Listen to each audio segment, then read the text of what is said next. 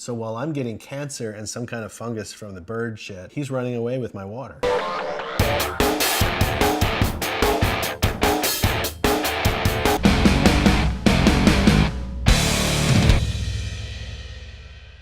Cheers! In between my other shoots and things I did for my clients, I would say, hey, actor so-and-so, Nicole Dion. Done a lot of headshots and stuff. This time, let's go out to a abandoned oil refinery that I know of, and just north of LA. I think everyone's been there. And let's do a shoot. But this time, you've got to bring a bunch of crazy stuff, crazy clothes that don't go together, stuff we can rip up, stuff we can get dirty. And I went and I bought this dirt makeup. They actually have makeup that looks like red dirt or brown dirt or black, whatever. You can make a mess, but it's, you know, it's probably better for your skin than the real stuff. So we went out about half an hour north of LA, and so we had one actor who was supposed to meet us there. He didn't show up. She calls up another actor. That's how it works, right? This other actor just happens to go, yeah, I'm available. He shows up, no story, because we were just having fun, right? I thought, I know she's a great improv actor. He might be, and we'll have some fun. But I knew I had to have some rules. I couldn't just make up something with no rules, because improv, I think, needs rules. That's just the school of gym. First rule was you wake up, you don't know who you are. Second rule was you'd be all burned up like you just landed after an explosion or something. And then the third rule was there were wormholes. And I only did that because I knew that where we were going to do all this, we could get easily kicked out of the park. You never know who's gonna show up and say, get out of here, you're not supposed to be here. But so I could just make them go through a wormhole, and boom, now we go to another place, and they come out of the wormhole and we're all good. We don't have to stop the production. We didn't have a story. We didn't know what we were doing. We were just gonna have fun. If you're out shooting just for the hell of it, because you have the time and the people and the camera, you never know what's gonna come of it. That was the first episode. I brought it home that night, threw it together in a couple hours. I added some weird sound effects from Final Cut Pro that I found, and that was about it. You couldn't really tell what it was about. I put it up, like I would take 2 more actors out later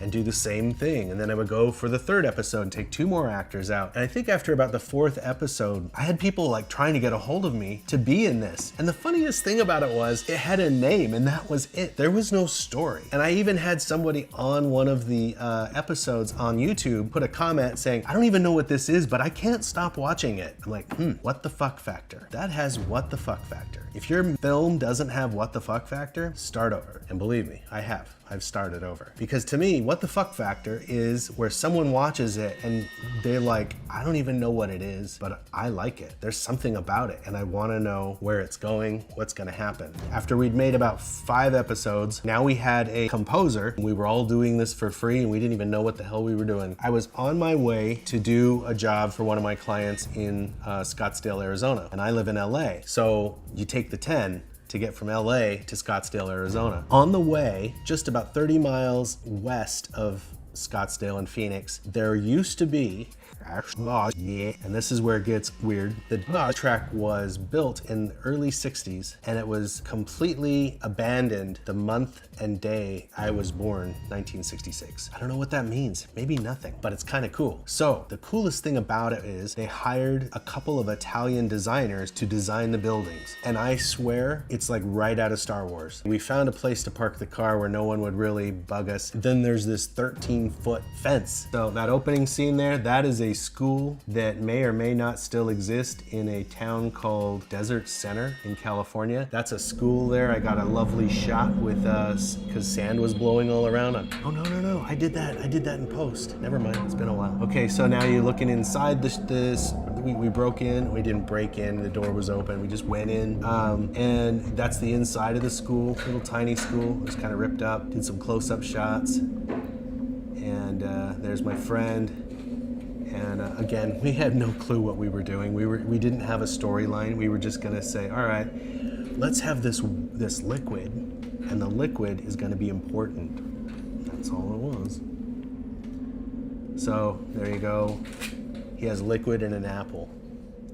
And later on, I changed his character a little bit too, and he looks just like this. I just changed the purpose of his character. It makes sense. And it's all in the script, folks. So yeah, he's walking through, and there's me. I had to act for the first time. Not very good, but the hat's good. It's all about the hat and the sunglasses. Oh, and like if you watch the last episode, the cigar is key. There it is. All right, so you saw the wormhole. He disappears. We have a chase scene. Keystone Cops in the sci-fi desert world. Here's my little quick title treatment. I was ahead of everybody. Everyone was making these long title treatments. I was doing the like 3-second thing. Okay, there's a shot. There's the shot. Oh my God, that's so beautiful. All right, so there's that shot, and it shows the arena from one angle. I'm sitting in a control box when I shot that across the field, across the track where they used to race the back in the 60s. But what you can see is where we had to go and where we will continue this chase. Okay, he lands. Now, what's funny is if you look behind him where he just landed, that should be glass that encloses the stairways so that you don't fall 3 or 4 floors to your death. No glass, because this place, I think it was in a movie with Charlie Sheen in the 90s, and all the glass in the place got blown out of the building. We were taking our life into our hands when we did this. You know, sometimes you just gotta do that. But don't do that, kids, I'm telling you. It's not good. So here's me, I'm coming down the stairway. This is my favorite, one of my favorite shots is going up the escalator, and it doesn't work. Don't you hate that when you get to the escalator and it isn't working? You have to actually walk upstairs, it's weird. So he's running from me. He puts down a peace offering, I guess that's what we were doing. And then I come along,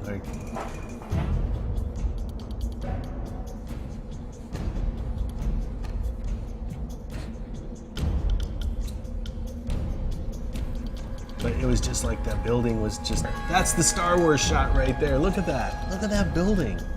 It's gone. They tore that down last year.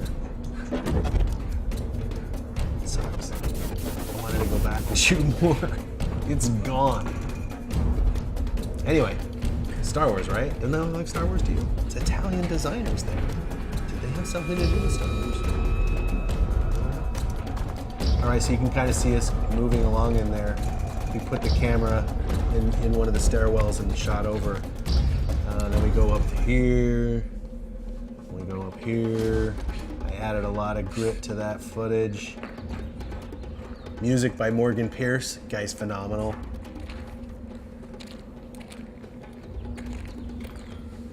All right, so here's what's amazing. He runs out into the stadium where all the seating is. Okay, you can see it. There it is. Do you see all that dark stuff? All those like piles of dark stuff? That's birds. There's lots of birds in there. So I probably have a disease now from all that. You suffer for the art.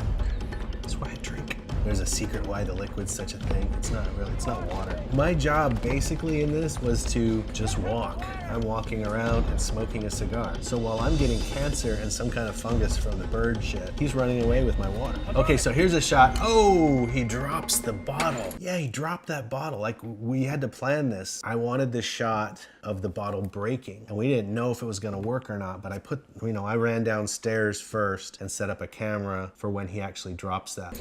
Go, yeah. And it worked really well. I mean, considering the fact we just showed up and did this, we didn't have a prop master. We didn't have someone saying, you know, you need to put milk in that liquid so that it shows up better. We didn't have any of that stuff. We just went and did this on our way to work. All right, so he runs from us. You know, I think I'm just gonna cut it there because, you know, I'm obviously depressed there. I lost my water. And that's good, you can see what happened. So that building is no longer there. We took advantage of it while we could. That was easily a time where we could have said, you know what, it's a great idea, let's do it later. And the building might have been gone. You never know. It had been sitting there for years with these, you know, keep out signs. Good thing we didn't do that.